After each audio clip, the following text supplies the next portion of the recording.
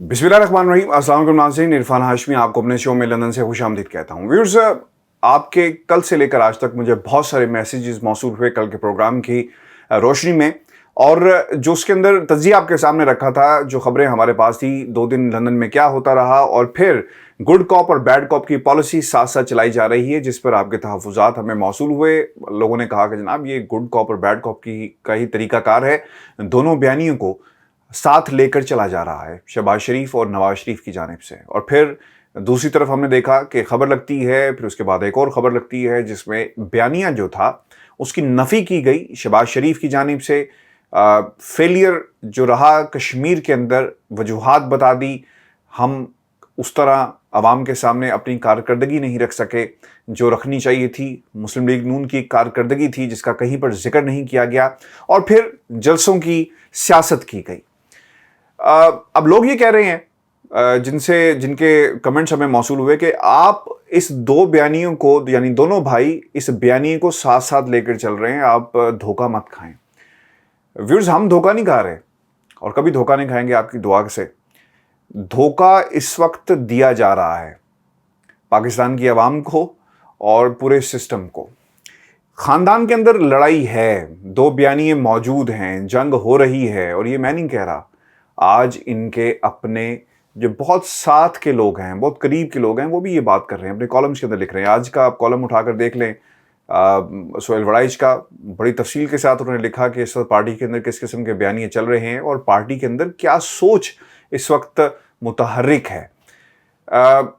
शहबाज शरीफ साहब ने अगर ये धमकी दी थी, और अगर एक लम्हे के लिए मान भी लिया जाए कि जनाब ऐसी बात नहीं थी, दो बयानियां अपनी जगह, लेकिन शहबाज शरीफ साहब नाराज़ ज़रूर हैं और उन्होंने धमकी भी दी है।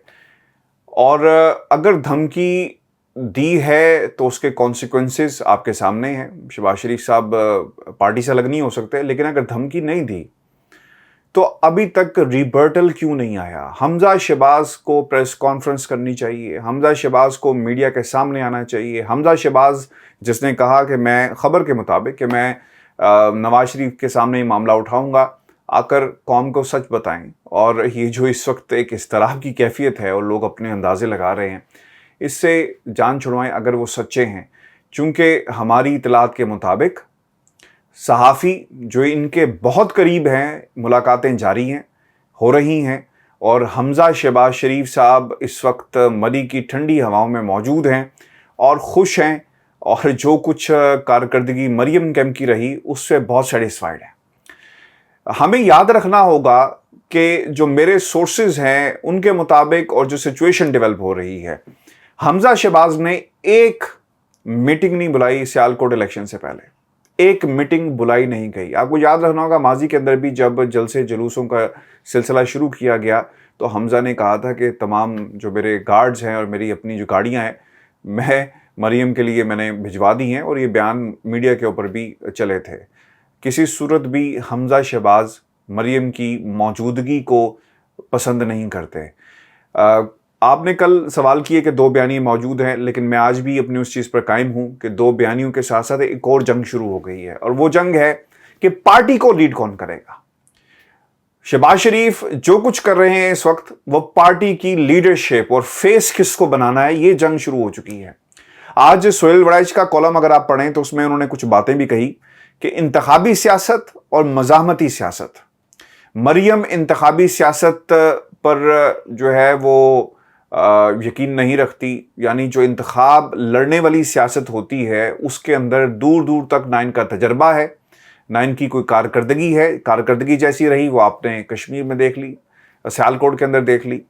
लेकिन जो मज़ाहमती सियासत है, लोगों को इकट्ठा करना, जलसे बनाना, जुलूस निकालना, उसमें ये पेश रही। लेकिन जलसे जुलूस कोई इलेक्शन जीतने के हवाले से कभी भी इसकी ज़मानत नहीं होते।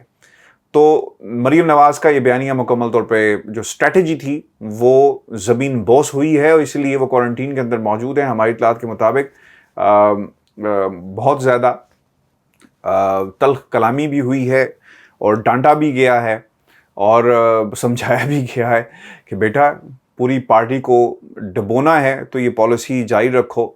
और मरियम से उनके अब्बा जी नाराज़ भी हैं।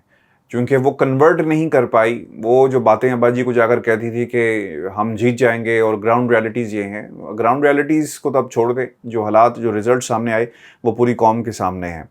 اور آپ کو یہ بھی بتا دیں کہ شہباز شریف صاحب اور ان کے بیٹے اگر انہوں نے کسی قسم کی ایسی کوئی بات نہیں کی آپس میں تو قوم کے سامنے سچ ضرور بولیں, قوم کو بتائیں, اپنے بھائی کو بتائیں, مریم کو بتائیں کہ ایسی کوئی بات نہیں ہے. اور ہم الیکشن چاہے 2023 کا ہو یا پھر کوئی اور الیکشن ہو, مسلم لیگ نون اور اپنے بھائی اور آپ کی قیادت میں لڑیں گے.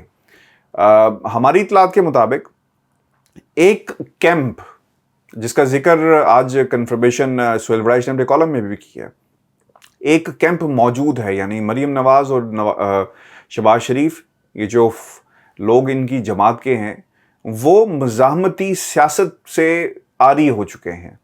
اور اب وہ یہ نہیں چاہتے کہ کسی قسم کی سیاست ایسی کی جائے جس سے مزید انہیں نقصان پہنچے. سوال یہ اٹھتا ہے کہ جب بھی باری آتی ہے یہ لوگ باہر آ جاتے ہیں, بیٹھ جاتے ہیں, لیکن قربانی دینے کے لیے جماعت کے دیگر لوگ موجود ہیں. اور جہاں تک الیکشن میں ناکامی کی سب سے بڑی وجہ جو بتائی جا رہی ہے, اس کا ذکر پاکستان مسلم لیگ نون کے لوگ بھی کر رہے ہیں. رانا ثناء اللہ نے یہ بربلا یہ بات میڈیا پر کہی ہے, اور اپنے جو قریبی حلقے ہیں وہاں پر بھی یہ بات ہو رہی ہے. بلکہ جو زوم میٹنگز ہیں ان میں بھی یہ بات ہو رہی ہے کہ دھاندلی نہیں ہوئی, آپ کو انتخاب لڑنا ہی نہیں آیا, لوگوں کو آپ گھروں سے باہر نکالنے میں بالکل ناکام رہے.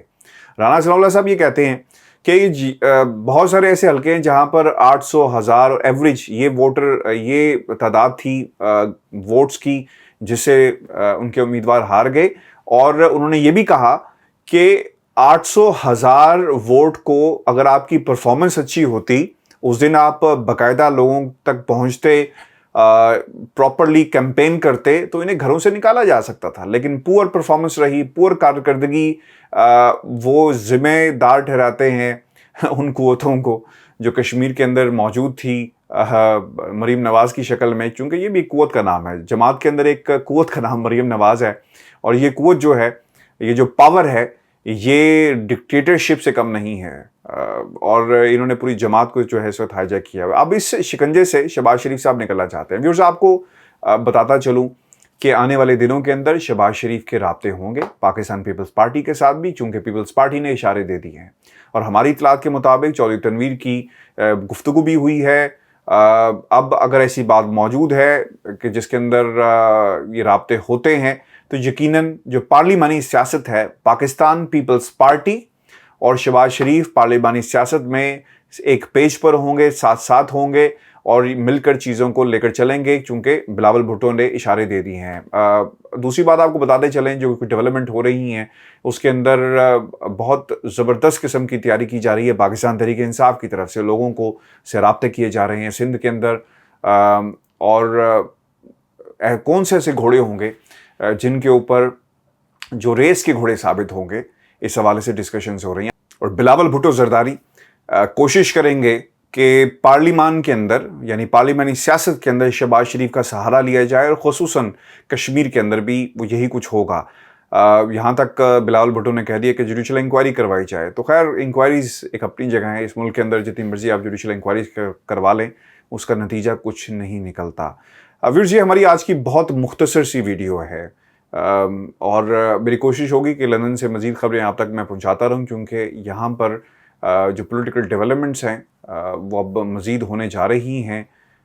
اس کی بنیادی وجہ نون لیگ کے اندر جو فساد ہمیں نظر آ رہا ہے, گھر کے اندر جو لڑائی ہو رہی ہے, اس کی بنیادی وجہ ہے. اپنے کمنٹس ہمیں ضرور بھیجیے گا, اور چینل کو سبسکرائب کرنا مت بھولیں. اور انشاءاللہ 1-2 روز کے اندر شاہین صباحی صاحب ریگولر نشست ہمارے ساتھ کریں گے, ان کا تجزیہ بھی آپ تک پہنچائیں گے. اجازت دیجیے, اللہ نے کے بعد.